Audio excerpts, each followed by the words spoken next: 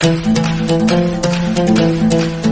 मेरा नाम है वेदश्री त्रिवेदी और इस समय हम लोग पढ़ रहे हैं कैश फ्लो स्टेटमेंट। पिछले 2 वीडियो इस चैप्टर से रिलेटेड मैं आपको दे चुका हूं, जिनका लिंक डिस्क्रिप्शन बॉक्स में दिया है। अगर आपके लिए ज़रूरी हो तो उनको देख सकते हैं। पहले वीडियो में बेसिक बताया था, दूसरे वीडियो में cash flow from operating activities direct method बताया था कैसे कैलकुलेट किया जाता है। साथ ही साथ हमारे चैनल कॉमर्स विद वेदशिरा पर आपको financial accounting, financial management, corporate accounting, income tax के वीडियोस प्रोवाइड कराए जा रहे हैं, जिनका लिंक डिस्क्रिप्शन बॉक्स में दिया हुआ है। अगर आपके लिए ये महत्वपूर्ण है इनमें से कोई भी, तो आप जा करके उनको देख सकते हैं या अपने सहयोगियों सहपाठियों के साथ में उससे साझा कर सकते हैं। तो चलिए, बिना किसी विलंब के, बिना किसी औपचारिकता के हम लोग स्टार्ट करते हैं। आज फिर से हमें जानना है cash flow from operating activity, वो भी इनडायरेक्ट मेथड। ओके, एक्चुअली जब हम लोग बात ऑपरेटिंग एक्टिविटी कर रहे होते हैं तो यहाँ पर 2 तरीके होते हैं जब हम कैलकुलेट कर सकते हैं कैश के फ्लो को। एक डायरेक्ट मेथड, दूसरा इनडायरेक्ट मेथड। डायरेक्ट मेथड है जहां पर हम परचेज, सेल्स और ऑपरेटिंग एक्सपेंसेस के थ्रू कैलकुलेट करते हैं कि हमारा कैश का फ्लो कितना कितना हुआ है वर्ष भर में। इनडायरेक्ट मेथड में हम profit and loss and balance sheet के माध्यम से कैलकुलेट करते हैं कितना हमारा कैश का फ्लो या यूज हुआ है ऑपरेटिंग एक्टिविटी से। तो ध्यान रखना, डायरेक्ट मेथड क्या बताता है, परचेज, सेल्स और ऑपरेटिंग एक्सपेंसेस पर डिपेंड करता है, और इनडायरेक्ट मेथड हमारा profit and loss and balance sheet पर डिपेंड करता है। वहां से हम इंफॉर्मेशन इसके लिए कैलकुलेट करते हैं। ओके, बात क्लियर है? हाँ जी, बात क्लियर हो गई है सर जी। तो अब चलते हैं, आज हम लोग बात करेंगे यहाँ पर calculation of cash flow from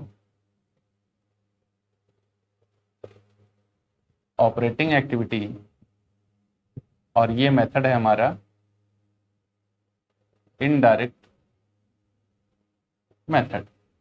indirect method में हम देखेंगे कैसे कैलकुलेट किया जाता है हमारा कैश फ्लो, यूज और फ्लो। पॉजिटिव होंगे, फेवरेबल होंगे तो फ्लो होगा, माइनस में चले गए तो यूज हो जाएगा। बात क्लियर है? हाँ जी, क्लियर है। कैसे कैलकुलेट करेंगे, देखिए फॉर्मेट बना लेते हैं।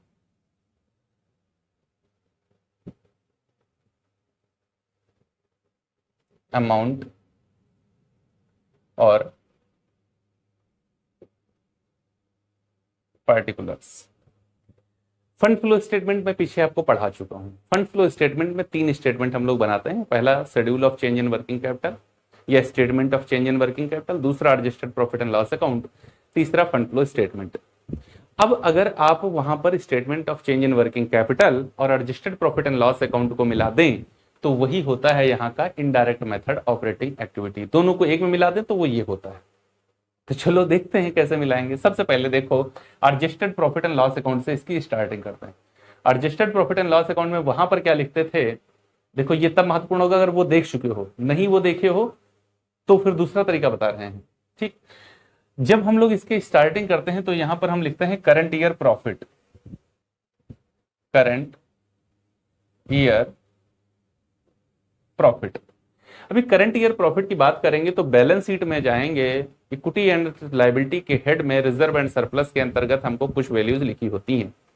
रिटेन्ड अर्निंग लिखा हो, सरप्लस लिखा हो, प्रॉफिट एंड लॉस अकाउंट लिखा हो या प्रॉफिट एंड लॉस स्टेटमेंट लिखा हो, इन चारों को ही करंट ईयर प्रॉफिट कहते हैं। लेकिन यहां तो 2-2 वर्ष का होगा ना बैलेंस शीट, क्योंकि कैश फ्लो और फंड फ्लो 2 निकटवर्ती वर्षों में बैलेंस शीट के आधार पर तैयार किया जाने वाला एक विवरण है। तो यहां तो 2 वर्ष का बैलेंस होगा, तो करंट ईयर प्रॉफिट कैसे जानेंगे? तो एक होगा प्रीवियस ईयर, एक होगा करंट ईयर। तो हम यहां का प्रॉफिट कैसे लाएंगे, current year profit minus previous year profit. Current year के प्रॉफिट से प्रीवियस ईयर का प्रॉफिट घटा देंगे। अगर वैल्यू पॉजिटिव है तो ऐसे ही लिख देंगे, और अगर निगेटिव है तो ब्रैकेट में लिख देंगे। कुछ भी हो सकती है, मान के ये चलते हैं पॉजिटिव होगी, निगेटिव काहे होगी? निगेटिव होगी तो व्यवसाय का चलना मुश्किल हो जाएगा। तो इस तरीके से करंट ईयर प्रॉफिट आ जाएगा। ठीक, अब क्या लिखेंगे, इसमें ऐड करेंगे, ऐड करेंगे कुछ वैल्यूज को। क्या? Non cash and non operating expenses. ऐसे एक्सपेंस जिनमें कैश नहीं लगता, ऐसे एक्सपेंस जो ऑपरेटिंग एक्टिविटी से रिलेटेड नहीं है। ठीक है ना? कैश नहीं लगता का मतलब जिसमें कैश पे नहीं किया जाता, जिसमें कैश पे नहीं किया जाता। प्रोविजन करते हैं, डिडक्शन करते हैं, लेकिन किसी को पे नहीं करके आते, वो मेरे ही पास रखा रहता है। ऐसा भी कुछ होता है? हाँ होता है ना। क्या होता है बताइए सर। देखिए डेप्रिसिएशन, डेप्रिसिएशन आप लगाते हो, मैं थोड़ा ऐसे ही लिखूंगा, नहीं तो ऐसे जाऊंगा तो नीचे कंप्लीट नहीं हो पाएगा। डेप्रिसिएशन में जो आप डेप लगाते हो, किसी को पैसा दे आते हो? नहीं ना, आप ही के पास तो रखा रहता है, ठीक है ना। Transfer to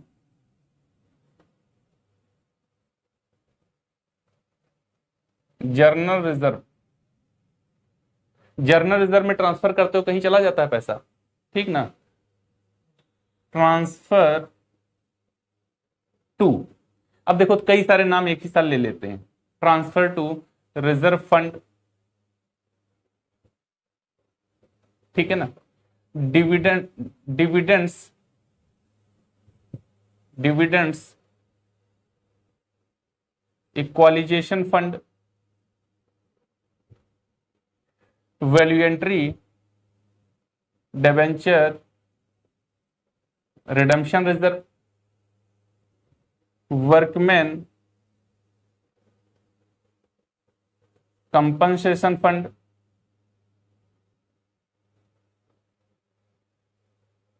workman accident fund,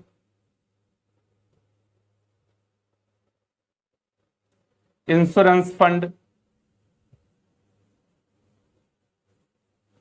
ये कहीं जाता है पैसा आपके पास से? कहीं नहीं जाता, ये पैसा कहीं नहीं जाता, आप ही के पास रखा रहता है, ठीक है ना। ये आपके पास ही रखा रहता है, कहीं नहीं जाता। तो ये सारे खर्चे जितने नाम लिखे हैं, ये सब अगर क्वेश्चन में कहीं हमको मिलेंगे तो क्या करेंगे, इनको ऐड करेंगे। इनको क्या करेंगे? ऐड करेंगे। देखो ऐड लिखा है ना, ऐड कर देंगे सबको, लाइन से, लाइन से ऐड करते रहेंगे। ऐसे तो मैं यहाँ पे आपको समझा रहा हूं, इस वजह से लिख रहा हूं, ठीक ना। इन सबको ऐड करेंगे। और क्या ऐड करेंगे? अगर डिविडेंड्स मिल गया कहीं हमको, ये नॉन ऑपरेटिंग है, ये सब नॉन कैश है, ये नॉन ऑपरेटिंग है। डिविडेंड्स, इंटरेस्ट पेड, है ना, एडजस्टमेंट में मिला तो उसको भी लिखेंगे। Loss on sale of fixed assets oblique investment, ये कुछ हो गया तो उसको क्या करेंगे, सबको ऐड करते चलेंगे। Goodwill written off, goodwill, trademark, copyright, patent, written off, इनको समाप्त किया, ठीक है ना। Discount on issue of share and debentures, ये कहीं कुछ है तो इसको लिखेंगे इधर ही। Preliminary expenses written off, expenses written off, इन सबको क्या करेंगे, इन सबको क्या करेंगे, ये जितने नाम मैंने यहां पे लिखे इन सबको ऐड किया जाएगा। इन सबको क्या करेंगे, इस प्रॉफिट के साथ में सबको क्या करेंगे, प्रॉफिट के साथ में क्या करेंगे, ऐड कर देंगे इन सबको प्रॉफिट के साथ में। क्यों ऐड कर देंगे? क्योंकि इनमें मेरा कैश लगा ही नहीं, लगा भी तो ये ऑपरेटिंग एक्टिविटी नहीं थी, लगा भी तो ये ऑपरेटिंग एक्टिविटी नहीं थी, नॉन ऑपरेटिंग एक्टिविटी थी। और मैं कैश कैसे जानना चाहता हूं, ऑपरेटिंग एक्टिविटी से जानना चाहता हूं। तो जब ऑपरेटिंग एक्टिविटी से कैश जानना चाहता हूं तो जो नॉन ऑपरेटिंग में चला गया है उसको ऐड कर दो ना, क्या समझे। जब हम ऑपरेटिंग एक्टिविटी का कैश फ्लो जानना चाहते हैं तो जो नॉन ऑपरेटिंग एक्टिविटी में हमारा कैश चला गया उसको निकाल के लाओ, इसके साथ ऐड कर दो तो ऑपरेटिंग एक्टिविटी आ जाएगा। आएगा कि नहीं आएगा? आएगा ना सर, आएगा। टोटल कर देंगे, टोटल कर देंगे। तो जब एक्सपेंसेस हुए हैं non cash and non operating, income नहीं हुई होगी, इनकम नहीं हुई होगी, हुई होगी ना सर, वो भी हुई होगी। तो क्या करें, इनकम को लेस कर दीजिए। इनकम को क्या करना है, लेस कर दीजिए। Less non cash and non operating income. Non cash and non operating income को क्या करना है, यहां से माइनस करना है। Non cash non operating income कौन सी होंगी? देखो, dividends and interest received, paid था तो यहां, रिसीव्ड है तो यहां। Refund of income tax, refund of income tax, profit on sale of fixed assets oblique investment, profit on revaluation of fixed assets and investment, ये सब नॉन ऑपरेटिंग प्रॉफिट हैं और ये नॉन ऑपरेटिंग है, लेकिन इन्होंने मेरे प्रॉफिट को क्या किया है? बढ़ा दिया है। तो इन लोगों, इन सबको बटोर के लेके आओ, इकट्ठा करो और माइनस कर दो। तो अब क्या होगा, हमारे पास में जो हमारा ऑपरेटिंग प्रॉफिट है वो आने की उम्मीद बढ़ने लगेगी। बात क्लियर है? तो क्या करना है, जो नॉन ऑपरेटिंग एक्सपेंसेस या नॉन कैश एक्सपेंसेस मैंने घटा दिए, उन सबको उठा के लेके आना है, प्रॉफिट के साथ जोड़ देना है।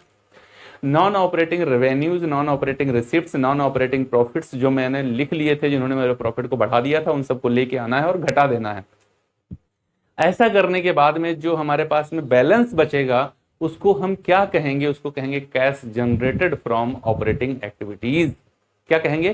Cash generated from operating activities. तो यहां पर जब हम इसको माइनस कर देंगे तो यहां जो हमारे पास बैलेंस आएगा उसको कहेंगे cash generated from operating activities.